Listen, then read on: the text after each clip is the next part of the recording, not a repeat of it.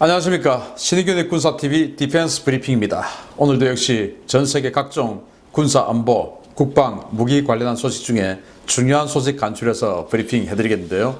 오늘 역시 아주 기분 좋은 소식이 있고 또 우리 군에 아주 좀 서글픈 소식 하나 있습니다.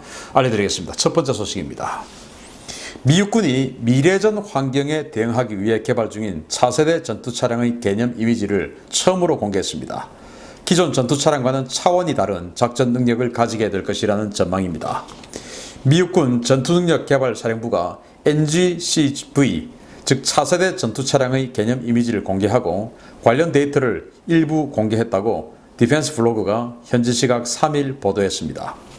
미육군은 자율주행 기능과 로봇공학 등 신기술을 대폭 적용해 기존의 유인 조종은 물론 무인 조종에 이르기까지 다양한 형태로 운용할 수 있는 새로운 차량들을 개발하고 있는데요. 이번에 공개된 이미지는 3종입니다. 미육군은 NGCV의 비좁은 도심 지역에서의 효과적인 기동 능력은 물론 유무인, 동시 운용 능력, 전장에서 마주칠 수 있는 유사 동급 위협 무기에 대한 효과적인 제압 능력 등을 요구하고 있습니다. 미육군은 오는 2026년까지 관련 기술 개발을 마치고 보병 전투장갑차 버전을 시작으로 기존의 장갑 전투 차량들을 NGCV 프로그램을 통한 차량들로 순차적으로 대체한다는 방침인데요. 여러 차례 엎어졌던 이 차세대 프로그램이 이번에는 실제 양산과 배치까지 이루어질 수 있을지 관심이 모아지고 있습니다. 자, 미국이 지금 브래들리 보병 전투 장갑차, 그리고 스트라이커 차륜형 장갑차, 또 LAV 이런 것들 여러 그런 장갑 차량들을 가지고 있는데 그런 것들을 이제 차세대 버전으로 하겠다는 게 NGCV 형태인데 그 중에서 이제 여기 있는 조금 큰 모양 이게 바로 이제 브래들리 보병 전투 장갑차를 대체하는 버전이에요. 그러니까 덩치가 제일 큽니다. 왜냐하면은 뒤에 이제 보병들이 후방에 탑승을 해야 되니까 보병 탑승 공간 때문에 덩치가 제일 크죠. 근데 생긴 거 보면 브래들리하고 큰 차이 없어요. 그리고 중간에 있는 요 작은 거, 요게 이제 시가전 전용 정찰 차량인데, 여기에도 대전차 미사일이 있고, 무인 포탑 이렇게 다 되어 있어요. 그런데 이제 여기 또 조종석, 사람이 탈 수 있는 조종석도 있습니다.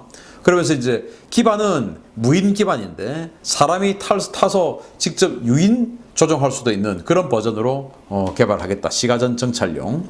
그리고 이제 또 무인 전투 차량.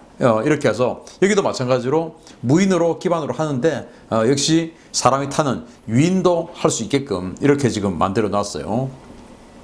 그런데 생긴 거 보면 미국이 21세기에 만드는 무기치고는 좀 첨단스럽지 않죠. 아주 좀 보수적인 스타일입니다. 브래들리 장갑차 보다 크게 디자인이 혁신적이다 생각이 전혀 들지 않고 우리 K-21 보병 전투 장갑차하고 비슷하게 생겼고 또 우리 한화 디펜스가 지금 호주에 제안하고 있는 레드백 장갑차 그런 거에 비해서는 훨씬 더 한마디로 못생겼습니다. 이게 이제 미국이 FCS라고 21세기 초반에 퓨처 컴뱃 시스템 그래서 이제 이 새로운 형태의 21세기형 무기들을 막 만들면서 그때 아주 첨단 디자인, 전위적인 디자인 이런 것들을 막 채용을 했었어요. 그런 어떤 사조의 유행의 소산인데 주말트, 인디펜던스 이런 최첨단 형상의 스텔스 군함들이고 막 그랬는데 그게 이제 제대로 된 평가를 못 받고 이게 현실하고 좀 안 맞다. 이래가지고 그 FCS 사업이 엎어지고 나서 이렇게 이제는 아주 보수적인 디자인으로 미국이 회귀를 했습니다. 그런데 어쨌든 이 FCS 사업 엎어지고 자꾸 이렇게 난항을 겪고 있는데 이런 이 보병 전투 차량 이게 제대로 이제 순항을 할지 지켜봐야 되겠으나 아무튼 미국이 브래들리 장갑차가 굉장히 노후됐기 때문에 뭔가 할 거는 같아요. 그런데 또 브래들리 장갑차 지금 하이브리드로 개조를 하고 있어요. 연비 절약을 위해서. 여기도 이제 하이브리드가 적용이 될 텐데 어쨌든 미국의 하는 바가 사실은 글로벌 스탠다드가 됩니다. 그래서 우리도 K-21 장갑차 이런 것들에 대한 하이브리드 적용 방안도 이참에 우리도 한번 검토해 봐야 되겠다 라는 생각이 듭니다. 왜냐? 보급을 적게 받아야 되니까 연비가 좋아야 연료 보급을 적게 받죠. 이런 것들 대단히 중요해요. 전투력 능력에서. 그런 거 한번 지켜봐야 되겠다 생각이 들고요. 두 번째 소식, 정말 기쁜 소식입니다. 얼마 전에 전해드렸던 인도 육군의 경전차 사업, 아무래도 메이드 인 코리아의 잔치가 될 것 같다는 소식입니다. 인도가 긴급 소요로 제기했던 경전차 해외 직도입 사업을 국내 개발 사업으로 전환하고 이 개발 사업에 한국 기술과 부품을 대거 사용할 것으로 예상된다고 인도 현지 언론이 3일 일제히 보도했습니다. 인도 국방부 산하의 국방연구개발기구 DRDO는 중국의 15식 경전차에 대항하기 위한 인도 육군의 경전차 도입 사업을 국내 개발로 진행하기로 하고 그 방안으로 두 가지 후보를 들고 나왔습니다. 첫 번째 방안은 인도가 백문을 현지 조립 생산하고 있는 이 K9 바즈라 자주포의 차체와 우리나라의 K21-105 경전차에도 탑재된 바 있는 벨기에제 존 코크릴 105mm 포탑을 합쳐서 35톤급 전차를 만드는 방안이고, 두 번째 방안은 K9 자주포의 차체와 T90S 전차의 포탑을 합쳐서 38톤급 경전차를 만드는 방안입니다. DRDO는 1안과 2안 모두 18개월 내에 개발이 가능하며 우수한 성능을 갖추고 있다고 평가했는데요. 인도 현지에서는 빠른 조달을 위해 K21-105 경전차의 직도의 필요성도 제기되고 있습니다. 인도 정부의 이 같은 구상은 모디 총리가 직접 극찬할 만큼 우수한 K9 자주포의 차체의 성능과 신뢰성, 그리고 국내 파트너사인 한화 디펜스의 뛰어난 사업관리 능력 덕분인데요. 부디 이 사업이 현재 분위기대로 진행되어서 인도에서 한국산 무기의 우수성을 다시 한번 과시하는 모습을 볼 수 있기를 바랍니다. 인도가 지금 이 라다크 지역에서 중국하고 국경 분쟁을 하고 있는데, 여기에 중국이 이제 VT5 15식 경전차를 딱 가지고 왔죠. 그래서 산악지역, 우리 같으면 뭐 산악지역이 어디 있어요? 다 도로가 있으니까 뭐 전국 어디든지 다 전차가 갈 수 있는데, 인도는 도로가 제대로 안 돼 있는, 또는 이 50톤, 60톤이 넘는 전차는 갈 수 없는 그런 도로들이 너무 많은 거예요. 이게 워낙 고산지대, 산악지대니까. 그래서 이제 경전차를 이 지역에다 보내야 되는데, 도로가 무너지지 않는, 절벽 잔도들이 무너지지 않는 이제 이런 가벼운, 상대적 가벼운 전차가 있어야 되는데, 그걸 이제 긴급 발주했어요. 그래서 러시아의 TS-26 이 경전차를 도입하려고 했다가 여러 가지 평가를 해보니까 이게 너무 이제 성능이 안 맞다, 너무 떨어진다 해가지고 이제 우리 K21-105mm 그 지금 사진에 보이는 이 경전차가 도입될 것 같다 라는 예상이 있었는데, 우리나라에는 국방과학연구소 ADD가 있죠. 인도에는 비슷한 연구개발기구로 DRDO가 있어요. 여기에서 브레이크를 건 겁니다. 야, 우리가 할 수 있어, 국내 개발할 수 있어 라고 된 겁니다.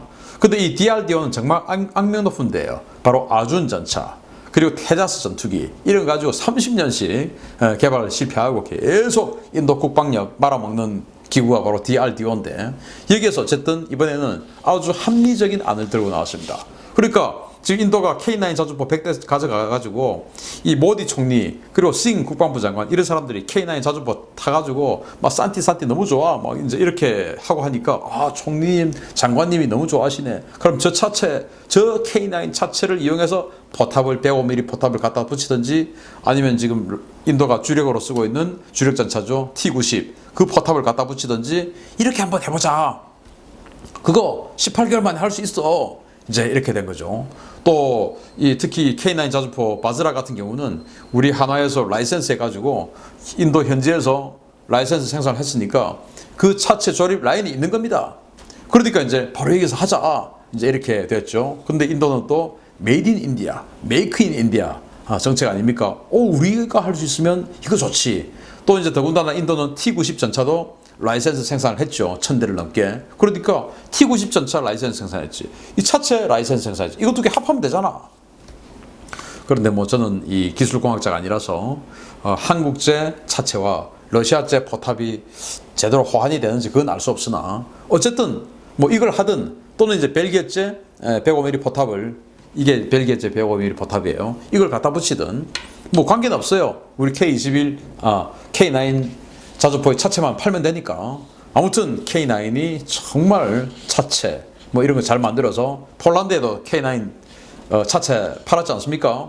그래서 정말 잘 만든 이 K9이 계속 베스트셀러로 효자 상품이 되고 있다. 그래서 인도가 중국하고 국경 분쟁 해야 되고 또 파키스탄하고 해야 되고 하니까 일선 딱 그 최전선에서는 이 우리 K9 자주포 자체를 기반으로 한 경전차가 딱 하고 그 뒤에 이제 주력 전차들 이렇게 배치하게 되기를 바라고, 인도 육군 정말 규모가 큰 군대이기 때문에 K9 자체를 활용한 이 경전차 대량 보급되어서 우리 한국의 방산 시장에 큰 활력이 되기를 기대합니다.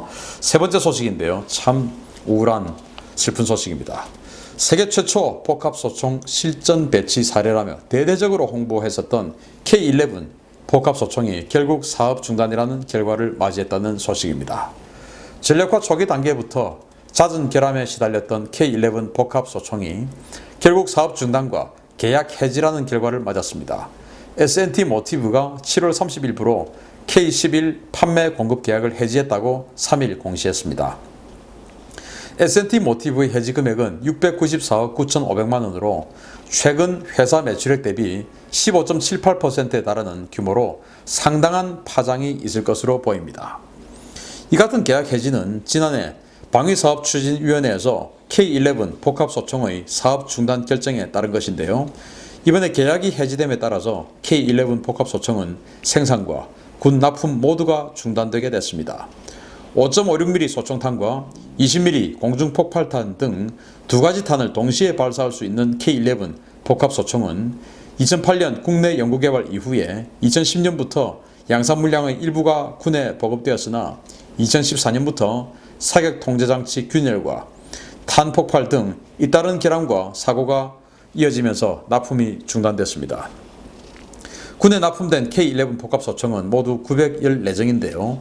이번 결정으로 기존에 납품된 물량 모두 사용 중지되고 폐기 처분 수순을 밟게 되면서 우리 군의 복합소총 시대는 막을 내리게 될 것으로 보입니다. 참 아쉽습니다. 이 K11 처음에 만들 때 정말 기대가 컸죠. 그래서 보병분대 하나당 이거 한 정씩 배치하는 것이 목표였죠.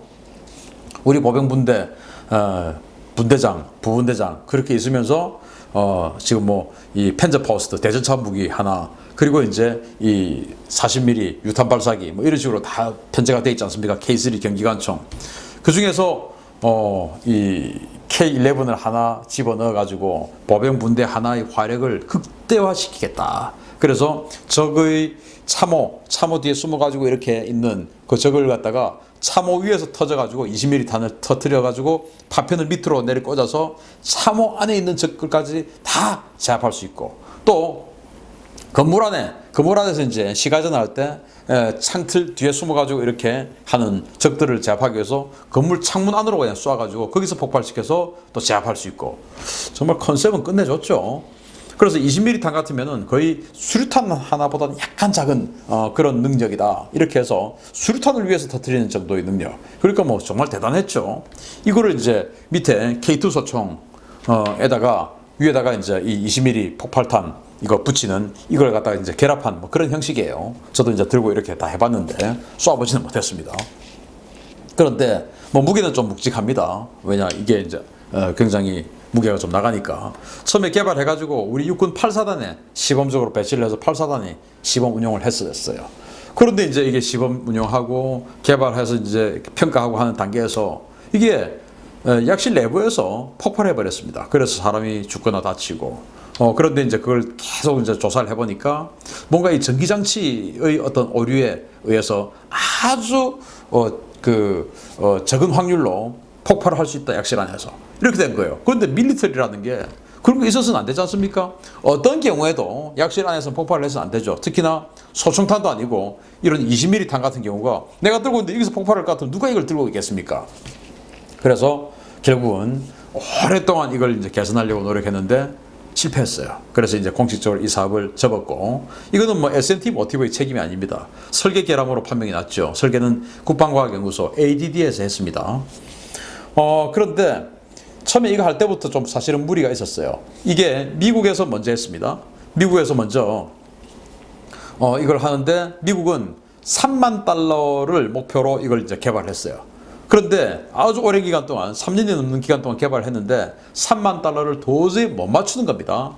그래서 이거는 가격 대비 성능이 떨어진다, 이 정도면 가성비 떨어진다 해가지고 미국은 그 3만 달러를 맞출 수 없는 그런 어떤 그 현실적인 상황 때문에 이걸 사업을 접었어요.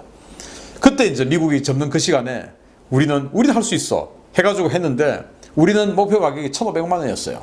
미국은 3만 달러를 못 맞췄는데 그리고 3년이나 했는데도 못 했는데 우리는 아주 짧은 기간에 1,500만 원에 만들어 버렸어요. 그래가지고 우리 대단하다고 박수치고 했는데 그때 사실 저 같은 사람들 많이 우려했죠. 야, 이거 정말 되겠냐. 미국이 3만 달러에 3년 이상을 연구를 해가지고 못했는데 우리가 어떻게 1년여 만에 1,500만 달러에 할 수 있다. 만약에 저게 된다면 정말 좋겠는데 되겠냐 이랬는데 결국은 이게 계속 딜레이되고 결국은 10년 넘게 끌었죠 지금. 그래서 미국이 3년 만에 스톱을 한 것을 우리는 10년 넘게 끌고 오다가 지금에 와서 이제 스톱을 하고 말았습니다. 그래서 무기라고 하는 게 개발을 할 때 빨리 해. 내가 총장을 할 때, 내가 이 자리에 있을 때 배치시켜. 이것보다는 또는 우리 국내 개발을 하기 때문에 우리는 가격이 싸야 돼. 그래서 국내 개발해가지고 뭐 외화 절감 효과 얼마 이런 홍보를 해야 돼. 여기에 매몰돼서는 안 된다. 국내 개발하고 하는 것은 이제는 더 비싸다라고 하는 인식이 돼야 돼요. 그럴 수밖에 없지 않습니까? 미국이 만들어가지고 세계에 뿌리고 자기네들 우리보다 훨씬 더 많이 쓰고 하는데 규모의 경제인데 지금 뭐 미국인 근로자의 그 어떤 봉급이나 우리 한국 근로자의 봉급이나 큰 차이 없는데 어떻게 한국이 만들면 싸고 미국이 만들면 비쌉니까? 많이 만드는 데가 싸죠. 그러니까 미국이 많이 만드니까 미국이 싸죠. 그런데 우리는 미국보다 반값이라야 되고 그리고 미국보다 개발 기간도 반이라야 되고 그렇기 때문에 이게 무리하게 작업이 들어가다 보니까 무리한 일정 그리고 무리한 예산 그러다 보니까 이게 실패를 하지 않았냐 생각이 되고 앞으로 국산 무기를 개발하는 데 있어서는 국산 무기는 싸다라는 이 인식을 버려야 된다고 생각합니다. 국산 무기는 비싸다. 그렇지만은 국산 무기가 우리는 있어야 되지 않느냐. 자주국방을 위해서. 이 명분이 이제 홍보가 돼야지. 우리가 국산 무기를 개발해서 외화 절감 효과 얼마 어쩌고 저쩌고 이거는 이제 아니다. 그래서 정말 참 잘 되었으면 우리 보병 부대의 전력이 급상승했을 텐데 이게 공식 폐기돼서 안타깝습니다. 혹시 다음에 국산 무기 개발하면 뭐 지금도 뭐 많이 하고 있죠. 어쨌든 직도입보다는 비싸다. 그렇지만은 우리 거다. 이 홍보를 했으면 좋겠다. 또 이 마인드로 개발을 시작했으면 좋겠다. 그리고 그렇게 솔직하게 이야기를 해야 된다. 라고 생각합니다. 마치겠습니다. 감사합니다.